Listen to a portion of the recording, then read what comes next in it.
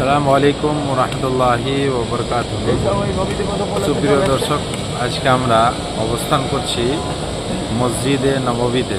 যে আপনারা দেখতে পাচ্ছেন মসজিদে নববীর দৃশ্য, আলহামদুলিল্লাহ খুব সুন্দর লাগছে, মাশাআল্লাহ, আলহামদুলিল্লাহ।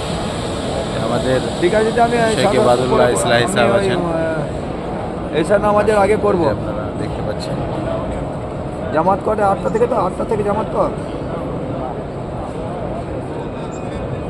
8:30 জামাত। সত্যি মসজিদের ভিতরে আমাদের জান প্রাণ জড়িয়ে যাচ্ছে, আলহামদুলিল্লাহ খুব ভালো লাগছে, খুব সুন্দর আছে, দেখতে পাচ্ছেন আপনারা। দোয়া করবেন জি। আল্লাহু আকবার, মাশাআল্লাহ মাশাআল্লাহ।